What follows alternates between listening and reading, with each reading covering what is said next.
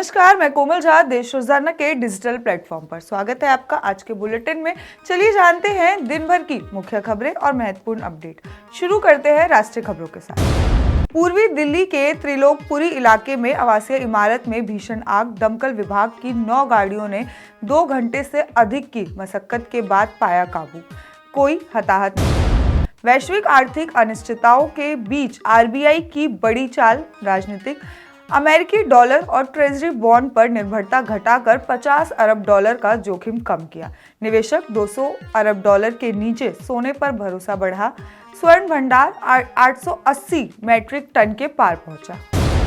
केंद्रीय सरकार की चेतावनी के बाद एक्स प्लेटफॉर्म के अश्लील और आपत्तिजनक कंटेंट पर बड़ा सफाई अभियान शुरू किया गया। 600 से अधिक अकाउंट्स हटाए गए, 3500 विवादित पोस्ट ब्लॉक किए गए और एक्स ने भारतीय कानूनों के पालन करते हुए भविष्य में अश्लील कंटेंट रोकने का आश्वासन दिया। अयोध्या के राम मंदिर परिसर में कश्मीरी व्यक्ति द्वारा नमाज और नारेबाजी से मची अफरा तफरी। प्रशासन ने सुरक्षा को किया सख्त। राम जन्मभूमि और हनुमानगढ़ी के में मेटल डिटेक्टर, सीसीटीवी निगरानी के साथ सीआरपीएफ तैनात किए गए। हर आने जाने वाले पर पैनी जांच और पूछताछ के आदेश जारी किए गए हैं। उत्तर प्रदेश के एटा जिले में रात के अंधेरे में 2 तेज रफ्तार बाइक की भयंकर टक्कर।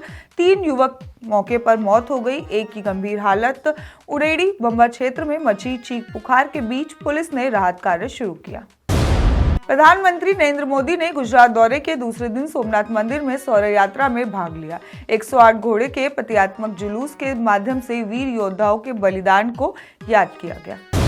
त्रिपुरा के कुमारघाट उपमंडल के स्थानीय मेले के चंदा मांगने को लेकर 2 समुदाय के बीच विवाद हिंसा में तब्दील हुई। भीड़ ने घरों, दुकानों, पूजा स्थलों में तोड़फाड़ की और आगजनी करी। 5 से 6 लोग घायल हुए। प्रशासन ने धारा 144 लागू कर भीड़ इकट्ठा होने पर रोक लगाई। इंटरनेट 48 घंटे के लिए बंद किया गया और भारी पुलिस बल तैनात किया गया। पुणे के आकुड़ी गंगा नगर के में सड़क निर्माण के दौरान सुपरवाइजर रोड रोलर के नीचे कुचले जाने से दर्दनाक मौत हो गई। सीसीटीवी में कैद हुई ये खौफनाक घटना। पुलिस ने फुटेज कब्जे में लेकर जांच शुरू की। सुरक्षा मानकों को अनदेखी पर सवाल उठाए गए। चलिए जान लेते हैं हरियाणा की कुछ खास खबरों के बारे में। रेवाड़ी में पुलिस मुठभेड़, 2 बदमाश घायल, 2 गिरफ्तार। रेवाड़ी में सीआईए टीम और बदमाशों के बीच मुठभेड़ में 2 बदमाश घायल और 2 गिरफ्तार हुए। फायरिंग के दौरान पुलिस ने जवाबदेही कार्रवाई की और बदमाशों की कार में भारी मात्रा में अवैध हथियार बरामद किए गए। पुलिस अधिकारियों का कहना है कि आरोपियों से पूछताछ के बाद उनके आधिकारिक नेटवर्क का खुलासा किया जाएगा। हरियाणा के हेरिटेज विलेज में 20 लाख के 200 प्राचीन बर्तन चोरी हुए। मसाना गांव के हेरिटेज विलेज में 75 से 300 साल पुराने पीतल, कांसा, तांबे के करीब 200 बर्तन चोरी हो गए। संचालक ने अपने पुराने ड्राइवर पर शक जताया। पुलिस ने एफआईआर दर्ज कर जांच शुरू कर दी है। चोरी का सामान गोदाम के दक्षिणी पूर्वी हिस्से के चदरे उखाड़कर ट्रंक का ताला तोड़कर ले जाया गया। रेवाड़ी रेलवे स्टेशन पर लगभग 12.5 किलो डोडा पोस्ट के साथ 2 गिरफ्तार किए गए। रेवाड़ी रेलवे जंक्शन के जीआरपीएफ ने राजस्थान में ट्रेन में लाए जा रहे लगभग 12.5 किलो डोडा पोस्ट के साथ 2 युवक गिरफ्तार किए। बरामद नशीले पदार्थ की बाजार कीमत लगभग 90,000 रुपए बताई जा रही है। फरीदाबाद में 17 वर्षीय नेशनल शूटर के यौन शोषण मामले में कोच अंकुश भारद्वाज की मुश्किलें बढ़ी। फरीदाबाद के सूरजकुंड स्थित 5 स्टार होटल में हुई घटना के सीसीटीवी फुटेज और मोबाइल लोकेशन जांच में पीड़िता के बयान से मेल खा रहे हैं।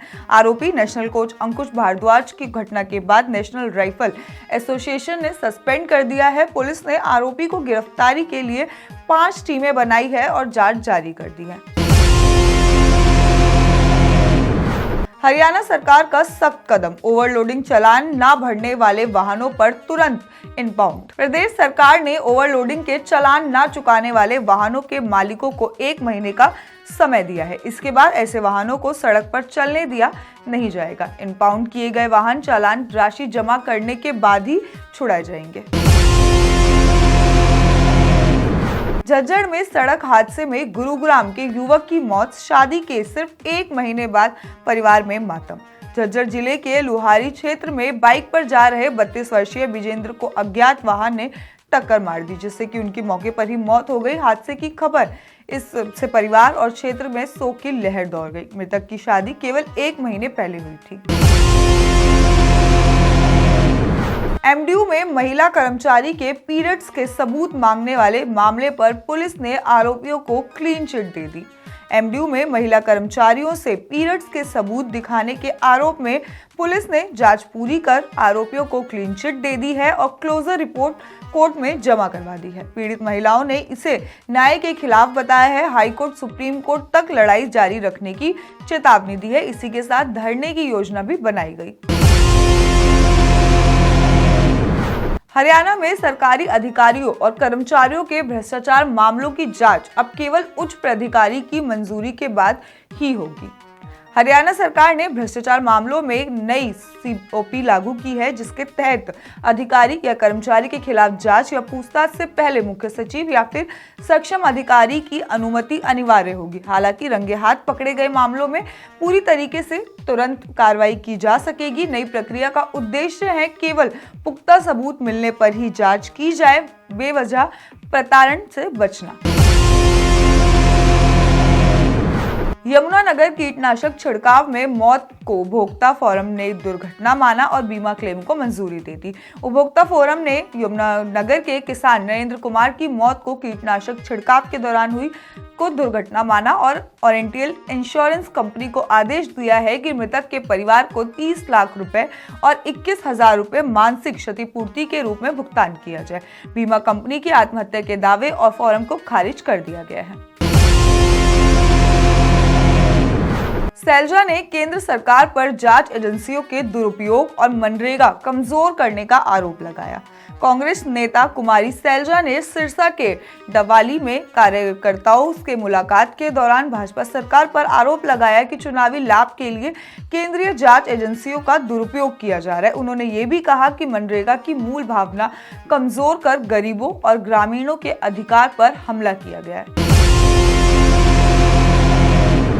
पलवल हुड्डा सेक्टर 2 में ग्रीन बेल्ट में अवैध कब्जे का प्रयास। हुड्डा सेक्टर 2 में लुक्का क्लब द्वारा ग्रीन बेल्ट पर अवैध कब्जा करने का प्रयास किया जा रहा है। स्थानीय निवासियों का आरोप है कि खेल राज्य मंत्री गौरव गौतम के करीबी इस कार्रवाई में शामिल है। कांग्रेस ने भाजपा सरकार पर कार्रवाई नहीं करने का आरोप लगाते हुए नाराजगी व्यक्त की है। चलिए आते हैं अब कुछ अंतर्राष्ट्रीय खबरों पर। ईरान में इस्लामी शासन के खिलाफ देशव्यापी विरोध प्रदर्शन तीसरे हफ्ते में प्रवेश कर चुका है। तेहरान और मशहद में झड़प, अब तक 116 मौतें और 2,600 से अधिक गिरफ्तारी। इंटरनेट व अंतर्राष्ट्रीय फोन सेवाएं बंद हो गई है। इसी के साथ अमेरिकी राष्ट्रपति ट्रंप ने प्रदर्शनकारियों के समर्थन में चेतावनी जारी की है। ईरान विरोधी प्रदर्शन यूरोप तक फैला। लंदन में ईरानी दूतावास में राष्ट्रीय ध्वज फहराया गया, जहां पर हजारों ईरानी प्रवासी और मानवाधिकार कार्यकर्ता सड़क पर उतरे। तानाशाही मुर्दाबाद और ईरान को आजादी दो के नारे लगाए गए। सोशल मीडिया पर वायरल हुआ प्रतीकात्मक विरोध। ब्रिटिश पुलिस ने सुरक्षा बढ़ाई और दूतावास में सुरक्षा चूक की जांच शुरू कर दी गई है। वेनेजुला में अमेरिका में हिरासत में लिए गए राष्ट्रपति मादुरो ने बेटे को संदेश भेजा, कहा कि हम ठीक है, मैं योद्धा हूं। मादुरो और उनकी पत्नी सीलिया फ्लोरेस को 3 जनवरी के अमेरिकी सैन्य अभियान के बाद हिरासत में लिया गया था। बेटे ने भी नागरिकों और समर्थनों को एकजुट रहने का संदेश दिया है। पाकिस्तान के सिंध प्रांत में जमींदार की गोलाबारी में 23 वर्षीय हिंदू किसान की मौत। भूमि पर झोपड़ी बनाने को लेकर विवाद, आरोपी सरफराज निजामानी और सहयोगी जफरुल्लाह खान गिरफ्तार। बदीन जिले के हिंदू समुदाय ने प्रदर्शन कर आक्रोश जताया। आज के लिए इतना ही। बाकी के अपडेट्स के लिए देखते रहिए देश रोजाना। धन्यवाद। हमारे साथ जुड़े रहने के लिए सब्सक्राइब करें देश रोजाना के YouTube चैनल को और नई वीडियो की नोटिफिकेशन पाने के लिए बेल आइकन जरूर दबाएं। अगर आप ये वीडियो Facebook या Instagram पर देख रहे हैं तो पेज को लाइक और फॉलो जरूर करें और ज्यादा से ज्यादा शेयर करें।